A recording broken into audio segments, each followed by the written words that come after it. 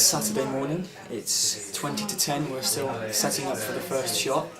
Been here since about 7:30, so it's taken ages, but I think once it's set up it'll be quite quick.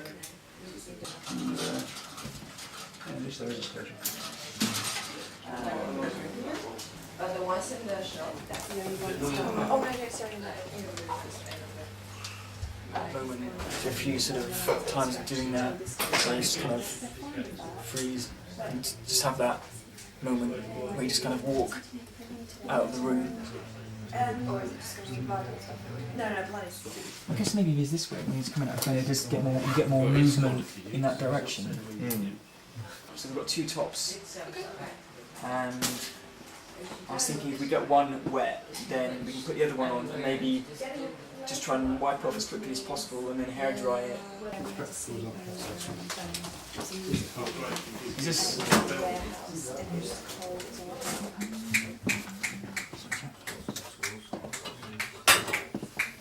He's asleep for this part, isn't he? At the beginning, yeah. So actually get in bed, get under the quilt.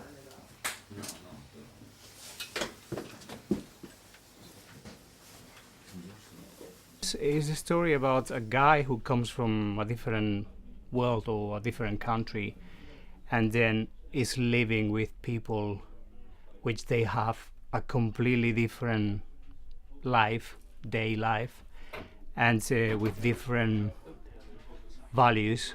I don't think we realise that we're as loud or as sort of annoying as we are, obviously, to this guy who lives upstairs. I think they're probably quite considerate, but apart from maybe Becky, she doesn't really care. But Lucy and Sophie, I don't think would want to like upset anyone. Yeah. And it's probably, you know, in London you've got so many places where everyone's so closely put together that, you know, the noise that they make is always going to annoy someone. Well, the seeds for this were sown about 2 years ago when myself and Eva moved into a place, and these girls moved in below us, and they were just extremely noisy and made our lives hell for a year, like every weekend, sometimes, you know, more than just the weekend, and it was just an absolute nightmare. And I would go downstairs and try and talk to them, be very polite, did nothing, and so on several occasions I went down and had massive blazing rows with them about it. Would you please shut up? What? Would you please shut up? Look, we're just having a couple of drinks. I think, you know, I didn't realise we were disturbing you. Every night you are shouting and screaming. Saturday night, not every Here we I go think you're again. exaggerating. Can't you just get a life? Seriously, mate, it's pretty fucking Get a sad, life? actually. I don't have a life. You don't let me have a life. Calm down and Who do you think you are? Who do you think I you can't are? get All you it. do is I spend can't your life take any trying to more ruin of this. ours. I can't take any more of this. Oh, fuck off. Fine, why is she coming out of there? Oh, I can come out of it. Yeah, no, it We were doesn't. cheating before, so but we can do it now from there. She just won't work. Okay, yeah, okay. There are themes of fantasy and reality, and my character, he's been having these weird, strange fantasies, a bit sexual, a bit psychotic, about maybe killing some girl in a weird way. Yeah, it really is about the reality of fantasy, about how, you know, in our lives generally we have a fantasy about something, whether it be just, you know, about something we want or sex or anything else, but the reality of that is often very different, you know, and nothing like the fantasy.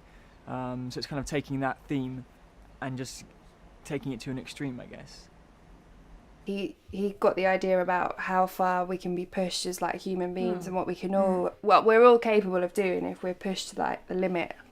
I think that's what the kind of sort of finding that line where what will push you over, and sort of that fantasy of, you know, when you're thinking something in your mind to when it becomes reality. Yeah, I mean, totally. That's And a I big think thing.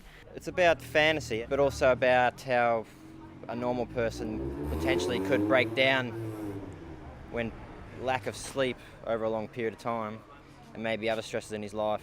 Then how the reality of the violence can change someone's fantasy. Can be a bit more agitated, you know, physically, you know. Yeah. That kind kind of stuff. That's good. Yeah, I prefer to do it with my hands. Yeah. My head. Yeah. No. Okay. If everybody happy, we go in once. Maybe toppies. 2 dado toppies.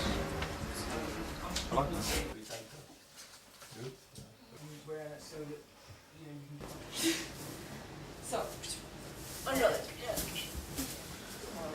We're setting up for the scene after the murders have taken place. So just dressing the set so that we can bloody it up and destroy it.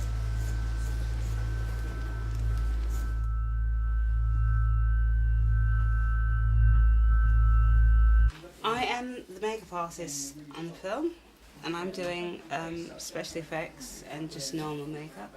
I'm just doing Frank's slit throat now.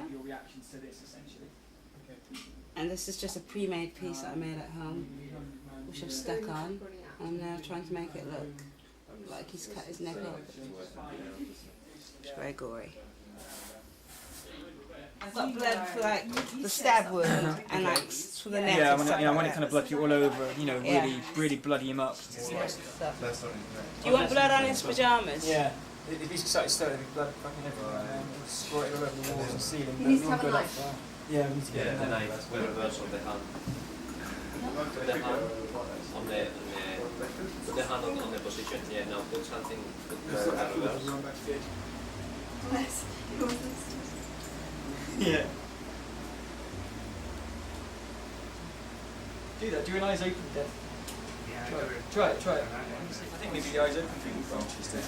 The others with their eyes closed. It's been a really interesting experience, given that it's my first ever kind of directing project. I found it really natural working with the actors. Being an actor myself, it's sort of something I'm familiar with. So I found it quite easy to communicate with the actors in terms of telling them what I think, or at least I think I did. I don't know what they will say to that. He doesn't he'll let us kind of do our own thing, whereas some directors will actually tell you how to say a line or something. Yeah. Clayton is got really clear what he wants, but at the same time he's giving you a freedom to maybe offer him something, and he takes the opportunity what you are offering him. When the way that Clayton explains things, you'll find some directors say it in a way that you're not able as an actor to interpret it, and you'll get there in the end, but it'll take a little bit of fussing about to get there. But he seems to say things in a way that very understandable, in a way that you just get the job done, and it's a much nicer way to work. It's good. Yeah. Gives a lot of attention to the performance, not just the lights and the camera work and stuff, which is really cool. I know, from my point of view, I feel like it felt natural to direct. It's difficult to say, I guess, from the inside, but I've really enjoyed the experience, and I found it more creative than I thought it would be. I thought it could be quite mechanical, but I've actually found it quite a creative process. It seems to me it's coming along quite clear and quite compact, and what I expect is going to be a nice thing. It's going to be a nice short.